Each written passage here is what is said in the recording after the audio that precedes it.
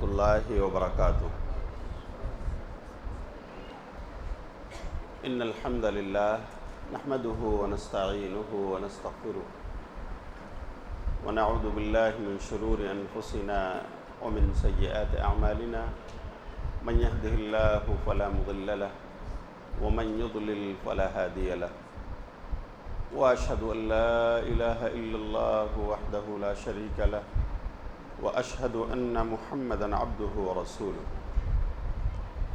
یا ایہا الذین آمنوا اتقوا اللہ حق تقاته ولا تموتن الا وانتم مسلمون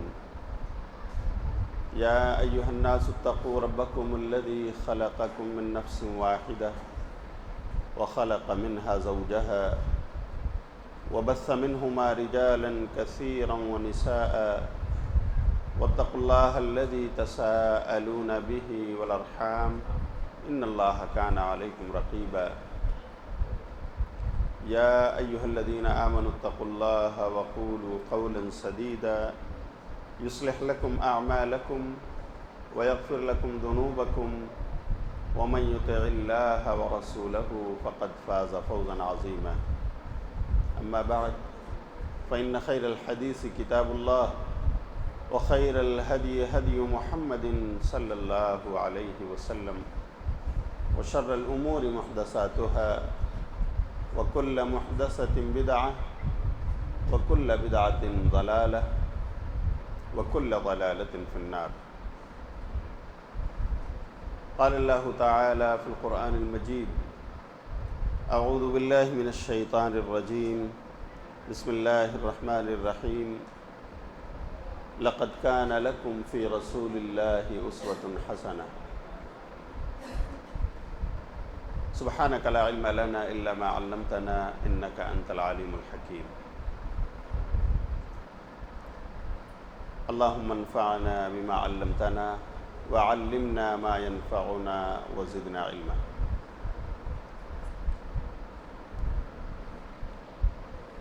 شیخ یہ پنکھا اگر بند کر دیں۔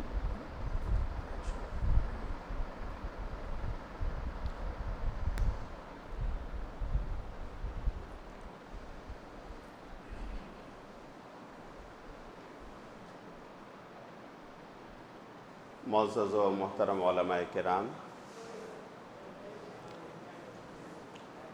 فاضل گرامی قدر فضیلت الشیخ شاہ عالم رحمانی مدنی حفظہ اللہ،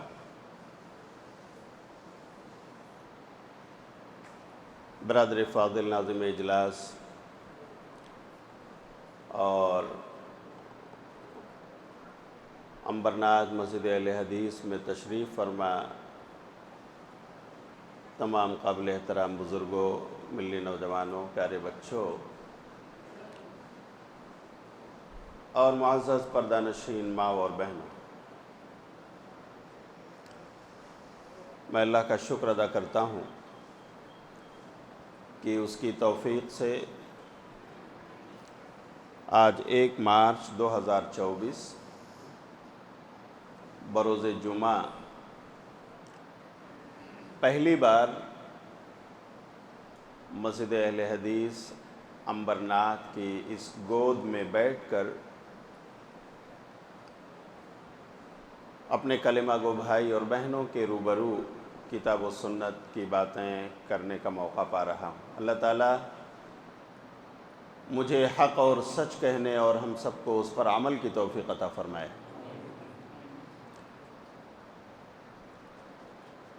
بعدہ بے شمار صلاۃ و درود نازل ہوں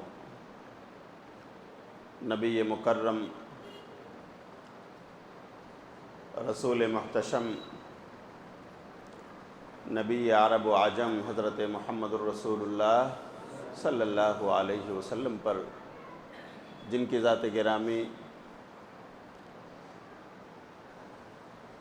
کائنات کی تمام مخلوقات کے لیے سراپا رحمت بن کر آئی، جن کے ذریعہ ہم سب کو قرآن کی شکل میں کتاب ہدایت ملی اور قرآن کے تفسیر کی شکل میں احادیث ملی۔ کروڑہ صلاۃ و درود نازل ہوں آپ پر۔ اللہم صلی علی محمد وعلى آل محمد كما صليت على إبراهيم وعلى آل إبراهيم إنك حميد مجيد اللهم بارك على محمد وعلى آل محمد كما باركت على إبراهيم وعلى آل إبراهيم إنك حميد مجيد۔ میں اس موقع پر مسجد اہل حدیث امبرناتھ کے ذمہ داران کا بھی شکر گزار ہوں کہ ظاہر سی بات ہے یہ انہی کی کاوشوں کا نتیجہ ہے کہ آج ہم آپ کے روبرو ہیں۔ سفر کی تمام سہولیات ان کی وجہ سے میسر آئیں۔ بطور خاص عزیز گرامی اظہار بھائی جو کہہ لیجئے اس پروگرام میں رابطہ کار کے طور پر پیش رہے، چاہے وہ ڈیٹ لینی ہو یا موضوع کا انتخاب کرنا ہو، ماشاءاللہ وہ شروع سے رابطے میں رہے۔ اللہ تعالی ہمارے اس نوجوان کو مزید عزم اور حوصلہ عطا فرمائے۔ اور میں سمجھتا ہوں کہ یہ اکیلے ان کا کام نہیں ہے، یہ ٹیم ورک ہے۔ کوئی پروگرام آرگنائز کرنا ایک ٹیم کا کام ہوتا ہے۔ تو میں ان کے تمام رفقائے کار کے لیے، مسجد کے ذمہ داران کے لیے دعا گو ہوں کہ اللہ تعالیٰ اس پروگرام کو، اجتماع کو، اجلاس عام کو ان تمام کے حق میں صدقہ جاریہ بنائے۔ آج کا موضوع ہے اخلاق رسول اور آج کا مسلمان۔ میرے بھائیو، اخلاق ایک ایسی عظیم طاقت ہے جو اگر کسی کے پاس ہے تو وہ سر چڑھ کر بولتی ہے۔ اخلاق ایک ایسا پاور ہے کہ جس کا اعتراف آپ کا دشمن بھی کرتا ہے۔ ایک مرتبہ مکہ کی سرزمین میں پیارے نبی صلی اللہ علیہ وسلم کے پاس ایک یتیم آیا، یتیم بچہ جس کے ابا کا انتقال ہو گیا تھا، اور اس کے والد نے ابو الحکم کو، جس کو ابو جہل کہا جاتا ہے، اسے وصی بنا دیا تھا کہ میری پراپرٹی، اس کی نگرانی آپ کریں گے، میرے بچے بالغ ہوں گے تو آپ انہیں سونپ دیں گے، میرے بچوں کی دیکھ ریکھ آپ کی ذمہ داری۔ تو شخص کے انتقال کے بعد ابو جہل اس بچے کا کفیل ہو گیا جو یتیم تھا، لیکن ابو جہل دھیان نہیں دیتا تھا۔ ایک دن وہ بچہ پیارے رسول صلی اللہ علیہ وسلم کے پاس آیا اور کہنے لگا کہ دیکھیے ہماری حالت، میں ایک یتیم ہوں، میرے ابا کی پراپرٹی ابو الحکم کے پاس ہے، وہ میرا خیال نہیں رکھتے ہیں، آپ میرے کپڑے دیکھ سکتے ہیں ان کی کیا حالت ہے، آپ میری اپنی ذات کو مطالعہ کر سکتے ہیں۔ حالانکہ میرے ابا کے پاس بڑی پراپرٹی تھی جو ابو جہل کے زیر نگرانی، تو میرا خیال وہ نہیں رکھتے ہیں، میں یہی بات آپ سے کرنے آیا ہوں۔ وہ دوپہر کا وقت تھا اور پیارے نبی صلی اللہ علیہ وسلم نے جب اس یتیم کی یہ شکایت سنی تو آپ نے یہ نہیں کہا کہ رکو، شام میں، رات میں، نہیں، کہا ٹھیک ہے چلو ابھی میں چلتا ہوں۔ عربوں کا دوپہر میں معمول تھا قیلولہ کرنا، کھانے کے بعد آرام کرنا۔ وہاں کی دھوپ، تپش، حدت اور شدت سب جانتے ہیں، ریگستانی علاقہ ہے نا۔ ہم لوگ مدینہ یونیورسٹی میں رہے، 4 سالہ زندگی وہاں گزارنے کا موقع ملا، اللہ نے گریجویشن کرنے کا موقع دیا۔ وہاں دوپہر میں ظہر کی نماز پڑھنے جاتے تھے تو ہم لوگ چھتری لگاتے تھے مسجد تک پہنچنے کے لیے، دھوپ کی تپش سے بچنے کے لیے۔ یہ حال ہے وہاں کی گرمی کا، اسی لیے لوگ وہاں دوپہر میں قیلولہ کرتے ہیں۔ تو نبی صلی اللہ علیہ وسلم نے اس یتیم کا ہاتھ پکڑا اور دوپہر میں جا کر ابو جہل کے گھر پہنچے، دروازے کو ناک کیا، اس کی باندی اور لونڈی جو تھی اس نے آ کر دروازہ کھولا۔ پیارے رسول نے کہا کہ کہاں ہیں ابو الحکم؟ اس لونڈی اور باندی نے کہا کہ وہ آرام کر رہے ہیں. تو پیارے رسول نے کہا کہ جاؤ ابو الحکم سے کہو کہ محمد آئیں، محمد آئیں صلی اللہ علیہ وسلم. وہ لونڈی اور باندی گئی اور اس نے بتایا کہ ابو الحکم محمد بن عبداللہ ہیں. دوپہر کا وقت، وہ کپڑا اتار چکا تھا آرام کرنے کے لیے، لیٹ چکا تھا اپنے بیڈ پر، لیکن یہ نام سنتے ہی وہ چوکنا ہوا. دوپہر کے وقت میں ان کا آنا مطلب کوئی معاملہ ہے. اس نے اپنے کپڑے پھر سے پہنے اور چل کر کے اپنے دروازے پر آیا. دیکھا تو پیارے رسول صلی اللہ علیہ وسلم محمد بن عبداللہ ہیں، جن کو وہ رسول نہیں مانتا تھا. کیا ماجرا ہے محمد صلی اللہ علیہ وسلم، کیسے آنا ہوا؟ تو آپ نے کہا کہ دیکھیے یہ بچہ آپ اسے پہچانتے ہیں؟ ہاں جانتا ہوں، میں اس کا وصی ہوں. اس کے باپ کی جائیداد آپ کے پاس ہے نا؟ ہاں ہے میرے پاس. لیکن اس کی کیا حالت بنا رکھی ہے آپ نے؟ آپ اس کا خیال نہیں کرتے ہیں.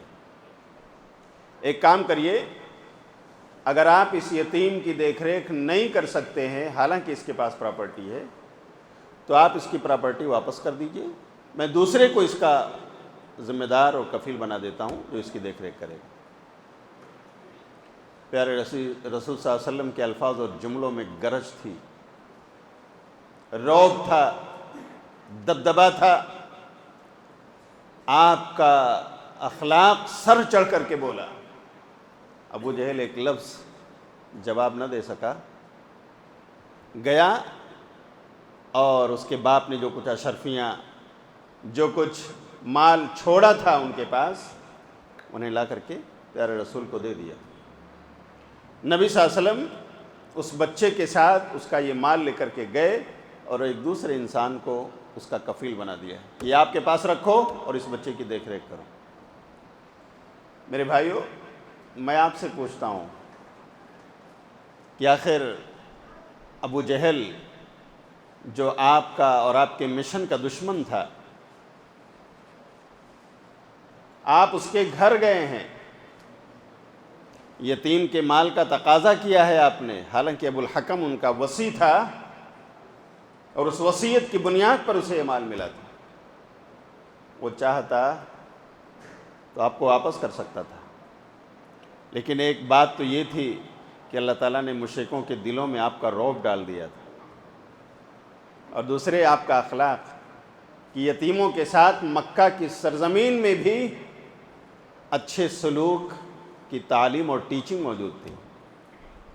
لوگ اسے اخلاق کریمانہ گردانتے تھے. ابو جہل کو لگا کہ اگر میں نے واپس نہ کیا تو پورے شہر میں اس کا چرچا ہوگا اور میری ناک خاک میں مل جائے گی. رسول صلی اللہ علیہ وسلم کے الفاظ اور جملے پر بالکل وہ کسی طرح کا ریمارک نہیں کر سکا اور اس نے لا کر بالکل نرمی کے ساتھ اسے واپس کر دیا اور اپنی جان چھڑا لی. آخر کیا چیز تھی پیارے نبی صلی اللہ علیہ وسلم؟ وہ تو آپ کے دین کو نہیں مانتا تھا، آپ کا جانی دشمن بنا ہوا تھا، آپ کو اور آپ کے صحابہ کو ستانے میں پیش تھا. تو آخر اتنی سی بات کہ ابو جہل اس کا مال واپس کر دو، آپ اس کی دیکھ ریکھ نہیں کر پا رہے ہو. مال واپس ہو گئے. کوئی اور چیز نہیں، آپ کے اخلاق حسنہ کا جادو سر کے چڑھ بول رہا تھا، جس کی وجہ سے اسے واپس کرنا اس کی مجبوری تھی. تو میرے بھائیو، پیارے نبی صلی اللہ علیہ وسلم کا اخلاق تو وہ ہے جس کی تعریف اللہ نے قرآن کریم میں کی ہے. آپ اگر سورہ قرآن کریم اگر آپ پڑھیں تو اللہ تعالیٰ کہتا ہے وَإِنَّكَ لَعَلَىٰ خُلُقٍ عَظِيمٍ، کہ بے شک آپ اخلاق کے بلند مقام پر فائز ہیں. یہ سرٹیفکیٹ کس نے دیا ہے؟ عرش والے نے دیا ہے.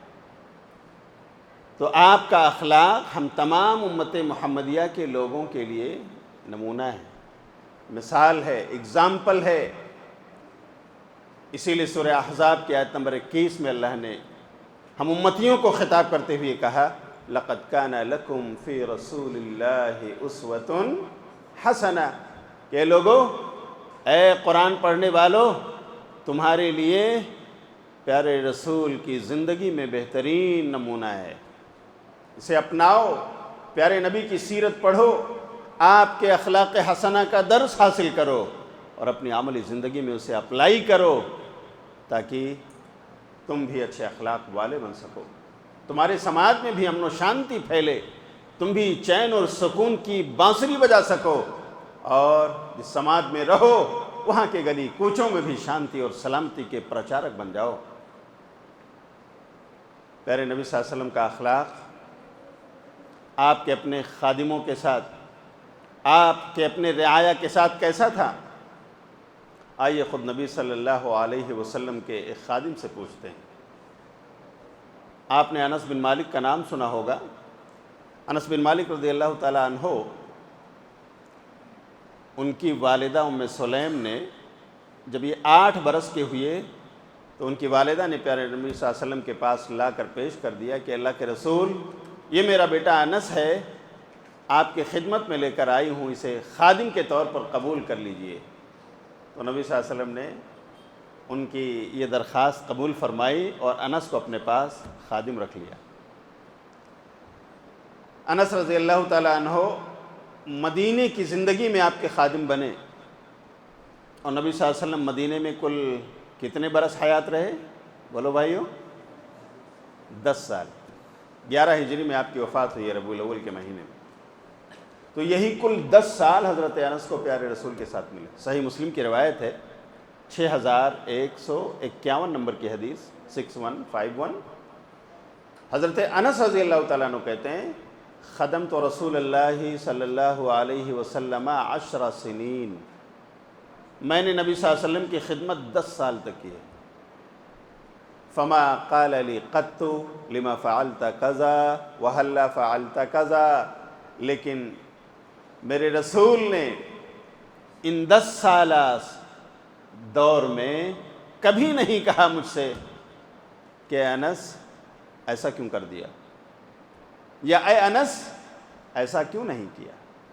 میرے رسول نے کبھی ایسا نہیں کہا، نہیں ڈانٹا۔ اللہ اکبر۔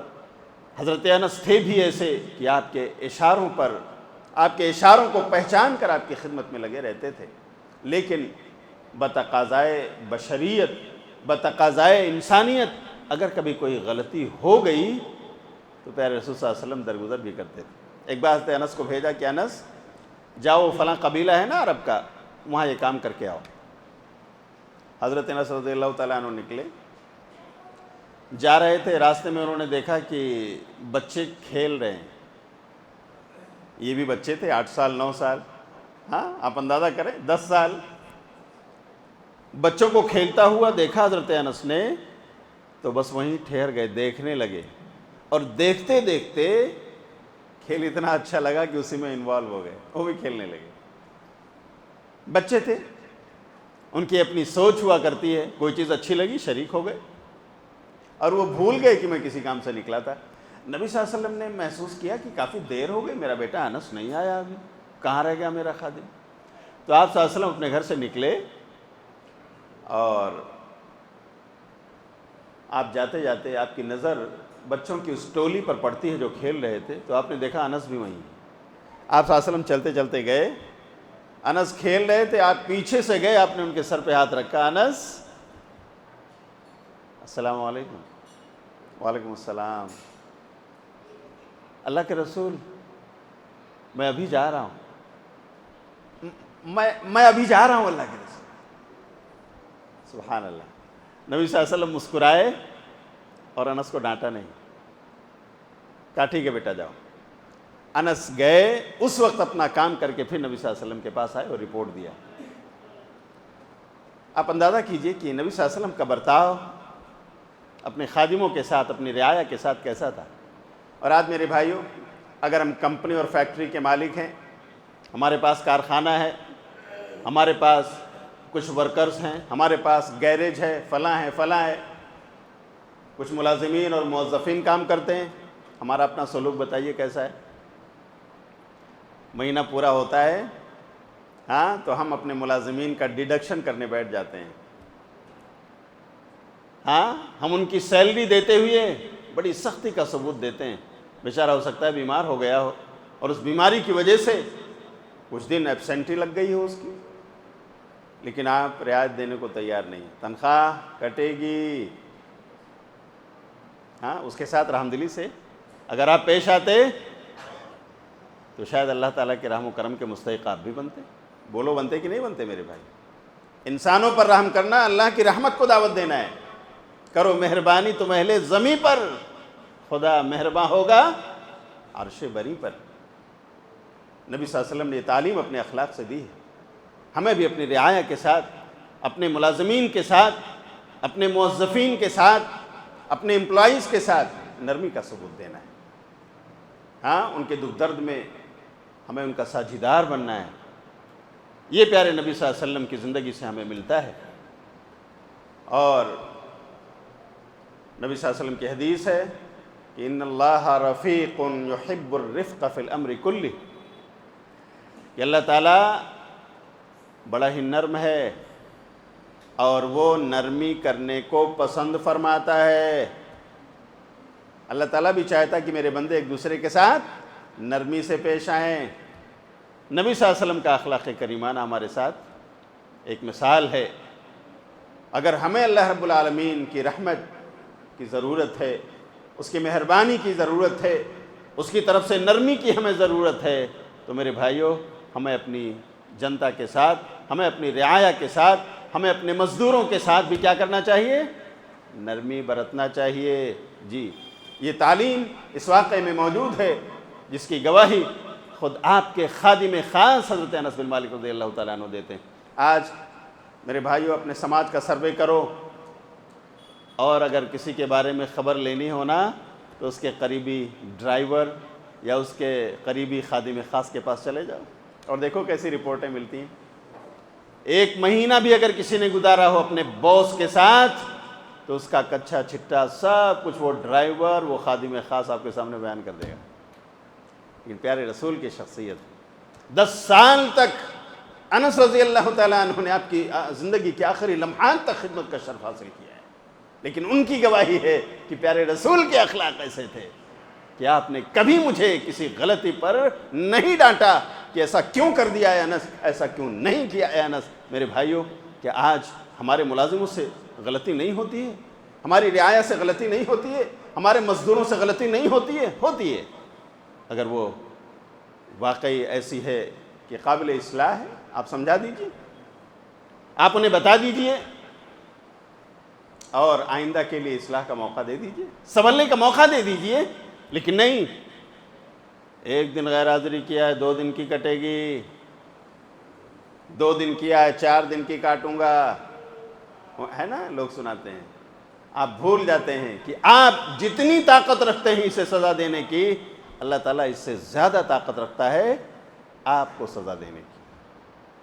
حضرت ابو سعید انصاری رضی اللہ تعالیٰ عنہ، ابو مسعود انصاری، ایک ہیں عبداللہ بن مسعود رضی اللہ تعالیٰ عنہ جو قاری قرآن ہے، حافظ قرآن ہے اور عبادلہ میں سے ہیں، اور ایک ہیں ابو مسعود، یہ بھی صحابی رسول ہے۔ ان کے پاس ایک لونڈی، ایک باندی تھی۔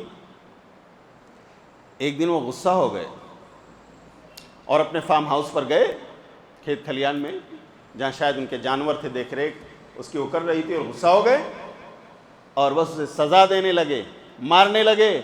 اتفاق سے راہ سے نبی صلی اللہ علیہ وسلم کا گزر ہو رہا تھا۔ آپ صلی اللہ علیہ وسلم نے کہا یا ابا مسعود، ٹھہرو ابو مسعود۔ یہ واقعہ صحیح مسلم کے اندر موجود ہے۔ ابو مسعود نے دیکھا کہ پیارے رسول آ رہے ہیں، سبحان اللہ، کھڑے ہو گئے۔ نبی صلی اللہ علیہ وسلم آئے، کہا ابو مسعود اللہ اقدر علیک منہا، جتنی طاقت آپ رکھتے ہو نا اس باندی کو سزا دینے کی، اللہ اس سے زیادہ طاقت رکھتا ہے آپ کو سزا دینے کی۔ آپ غلطیاں کرتے ہو کہ نہیں؟ کوتاہیاں ہوتی ہیں کہ نہیں؟ لغزشیں ہوتی ہیں؟ اللہ آپ کو اس سے زیادہ طاقت رکھتا ہے کہ سزا دے۔ لیکن اللہ معاف کرتا ہے۔